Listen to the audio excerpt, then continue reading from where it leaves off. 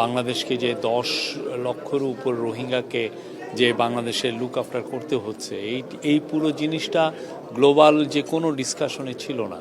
তো প্রফেসর ইউনূস যখনই interim government take over করলো, তারপরে থেকে উনি যেটা করলেন যে উনি একটা অফিস তৈরি করলেন, যে হাই রিপ্রেজেন্টেটিভের অফিস রোহিঙ্গা জন্য, যাতে এই ক্রাইসিসটা পুরো আবার নিয়ে যাতে পুরো বিশ্বব্যাপী এটা নিয়ে যাতে তুলে ধরা হয় যে এইটা যে এতগুলো লোক সাফার করছে, এটা গ্লোবাল পৃথিবীর মানে একটা বড় রকমের একটা হিউম্যানিটেরিয়ান ক্রাইসিস, এবং এটা যে একটা রিজিওনাল ক্রাইসিসের রূপ নিতে পারে, এবং এটার থেকে যে একটা বড় রকমের সিকিউরিটি সমস্যা তৈরি হতে পারে, এই জিনিসটা উনি বারবার জানাতে চাচ্ছেন। এই আলোকে আপনি গত ইউনাইটেড নেশনের জেনারেল অ্যাসেম্বলিতে উনি বক্তব্য রেখেছেন, এবং ওনার মুভের কারণে ওনার রিকোয়েস্টে ইউএন একটা রেজুলেশন অ্যাডপ্ট করেছে। এই রেজুলেশন অ্যাডপ্ট করার কারণে ইউএন এই যে সেপ্টেম্বরে একটা ওরা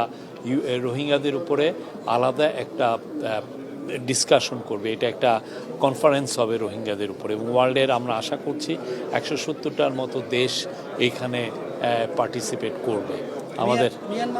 এবং আজকেও এইটারই ধারাবাহিকতায় আজকে এখানে একটা বড় সম্মেলন হলো।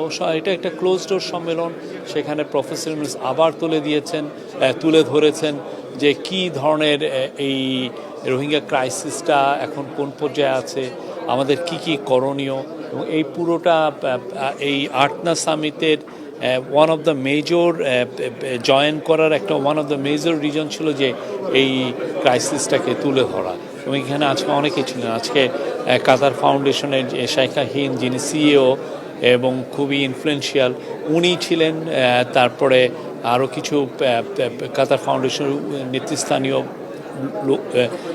অফিসিয়াল ছিলেন, তারপরে গাম্বিয়ার ফরেন মিনিস্টার ছিলেন। আপনি জানেন গাম্বিয়া হচ্ছে ইন্টারন্যাশনাল ক্রিমিনাল কোর্টে ইন্টারন্যাশনাল কোর্টে যেখানে মায়ানমারকে জেনোসাইডের জন্য অ্যাকিউজ করা হয়েছে, গাম্বিয়ার কিন্তু ওআইসির হয়ে ওরাও একটা পার্টি হয়েছেন এটাতে, এই কেসটাতে। তো গাম্বিয়ার এখানে একটা রোল আছে, গাম্বিয়াও তুলে ধরেছেন যে না, এই ক্রাইসিসটা আসলে সবাইকে নিয়ে বলতে হবে, এটা নিয়ে বারবার বলতে হবে, এবং এই লোকদলকে ভুলে যাওয়া চলবে না। এবং এই আজকে প্রফেসর ইউনূস এটা বলেছেন, আমাদের ন্যাশনাল সিকিউরিটি অ্যাডভাইজার এবং আমাদের যিনি high representative of Rohingya affairs doctor Khalilur Rahman উনি কথা বলেছেন, জাপানি একজন এক্সপার্ট ছিলেন উনি কথা বলেছেন, এবং অন্যান্য অফিসিয়ালরা বলেছেন। এটা একটা খুবই আমি বলবো যে সফল একটা প্রোগ্রাম ছিল, এবং আমরা আশা করছি পুরো স্লোলি বা স্টিলিলি আমরা বলবো যে এই ক্রাইসিসটা নিয়ে আবার কথাবার্তা ইন্টারন্যাশনালি কথাবার্তা হচ্ছে, এবং এটার একটা বড় আমরা সাফল্য পেয়েছি বিমস্টেক মিটিংয়ে, যেখানে আমাদের হাই রিপ্রেজেন্টেটিভের সাথে মায়ানমার ফরেন মিনিস্টারের একটা কথা হয়েছে। ওইখানে মায়ানমার ফরেন মিনিস্টার কিন্তু জানিয়েছেন যে তারা 1,80,000 রোহিঙ্গার কে তারা ক্লিয়ারেন্স দিয়েছে তারা যে রোহিঙ্গা, এবং এতে ফলে আমরা আশা করছি যে এইটা একটা ধাপ, এটা অনেকগুলো ধাপের একটা ধাপ, যে এইটা আমাদের রিপ্যাট্রিয়েশনের দিকে এইটা আমাদেরকে হেল্প করবে। এই যে কাতারের দিক থেকে আমাদের রোহিঙ্গা পিসফুল রিপার্টেশনের ক্ষেত্রে কাতারের দিক থেকে কাতার ফাউন্ডেশন তো আমাদেরকে অনেক হেল্প করছে। কাতার ফাউন্ডেশন এখানে এলপিজি যেটা রোহিঙ্গাদেরকে আমরা দেই, আপনি জানেন আশেপাশে খুব ক্রিটিক্যাল বন ছিল এই রোহিঙ্গা ক্যাম্পের।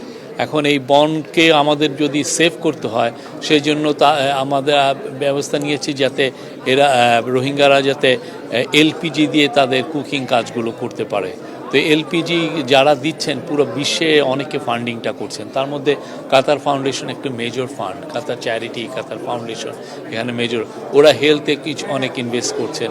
কাতার আমাদেরকে প্রচুর এখানে সাহায্য করছেন, এবং আমরা মনে করছি যে এই সাহায্যটা সামনে কন্টিনিউ করবে এবং আরও বাড়বে।